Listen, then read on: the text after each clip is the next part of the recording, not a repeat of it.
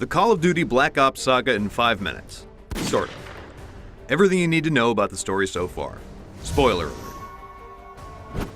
It's 1968, and the United States and Soviet Union are locked in the Cold War, and CIA operative Alex Mason has a lot of problems. He's tied to a chair, he doesn't really know where he is, and he's constantly asked what these numbers mean. Mason decides to retrace his steps and talk about his past few missions. Back in 1961, he and fellow operative Sergeant Woods and Chief Petty Officer Bowman botched an attempt on Fidel Castro's life. Mason ends up captured and is given to the Soviet General Nikita Dragovich, who ships him off to a Russian gulag where he meets former Russian soldier Viktor Reznov. Turns out that Reznov and Dragovich, now stay with us, these names get a bit tricky, served together after World War II. Their mission was to find Dr. Friedrich Steiner, a brilliant Nazi defector who was working on a nerve gas called Nova 6. Do not point that weapon at me, Russian dog! Unfortunately, Dragovich, Steiner, and another Russian soldier named Kravchenko double-crossed the Russian army, killed everybody except for Reznov, and then peaced out. We are running out of time, my friend. Back in the gulag, Reznov helps Mason escape to the US, and Mason's given a new mission by JFK himself: kill Dragovich. This mission drags on for multiple years and eventually leads them to the Tet Offensive in 1968. Mason, Woods, and Bowman meet up with Reznov, who tells them that Nova 6 nerve gas is totally still a thing and ready to be unleashed on the United States. The team gets captured, again, Bowman dies, Woods and Kravchenko supposedly get blown up by a grenade, and Mason is saved by Reznov. Man, this guy is everywhere. Anyway, time to find Nova 6. CIA super agents Hudson and Weaver find out what the numbers mean. It's actually a broadcast that activates sleeper agents embedded in the United States, agents that will unleash Nova 6. New mission? Stop that now. So Hudson and Weaver find their way to the ex-Nazi Steiner's lab. Oh, and Reznov and Mason are there too. Now, stay with us here. According to Mason, Reznov kills Steiner. But there's a small problem with that because Hudson saw the whole thing and it was actually Mason who killed Steiner. That's because Reznov was never there and Mason might be a little bit crazy. Turns out that the Russian gulag was actually a brainwashing facility and that they wanted to brainwash Mason into killing JFK. However, Reznov, who is actually a fellow prisoner, was able to mess with the brainwashing process to turn Mason into his own personal killing machine.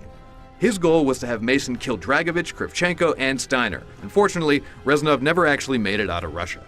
Fast forward back to the present, where we learn that it was Weaver and Hudson interrogating Mason all along. Mason's memories start to come back, and he remembers that the numbers are coming from a boat named the Rusalka, which is off of the coast of Cuba. They assault the boat, Dragovich gets taken out, the ship is sunk, and there are no more problems ever! Hooray! Oh wait, no. Scratch that last part. As it turns out, Frank, Woods, and Kravchenko survived that grenade explosion way back when.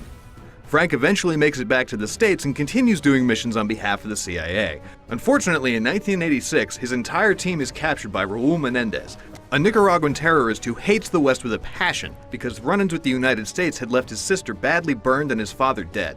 To save Woods, Hudson gets Alex Mason out of retirement, despite Mason's son David's protests. You said you'd never go back to the army. You promised me. Hudson and Alex rescue Woods, and the three continue to look for Menendez. Along the way, they run into their old enemy Kravchenko, the only guy on Reznov's kill these dudes list that didn't die. Mason freaks out a little due to the remnants of his Soviet brainwashing, and Kravchenko ends up dead. The trio finally track down Menendez in his Nicaraguan home, and Woods makes a very bad decision that ends with Menendez's innocent sister getting killed. Menendez is also supposedly killed, but actually survives thanks to Panama's dictator Manuel Noriega. This is bad news for everyone. Fast forward again to 1989.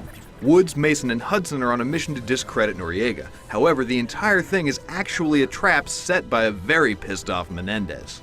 Hudson is captured and forced to tell Woods to unknowingly shoot Mason. Now, depending on where Woods shoots Mason, this will either kill him or just wound him.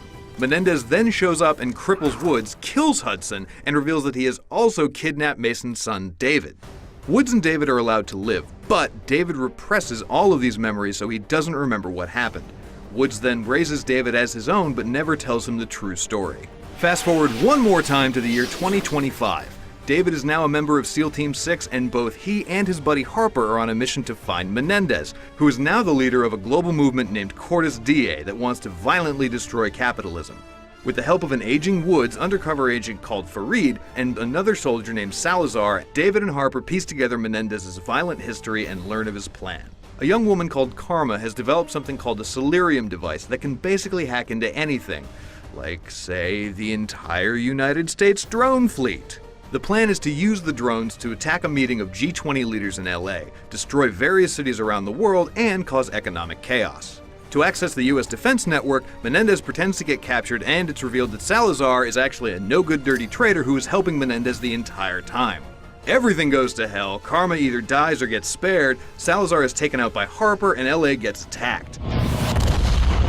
SEAL Team 6 traces the hacking signal to Haiti, but Menendez does something crazy and blows up all the drones. Apparently, he wants Cortes DA to rise up when America's military is weak, a message that is set to be delivered should Menendez die. Regardless, Mason either kills or apprehends Menendez. If Karma survives, she's able to stop the Solarium device and is hailed as a hero, and Menendez is forced to watch Jimmy Kimmel in his jail cell.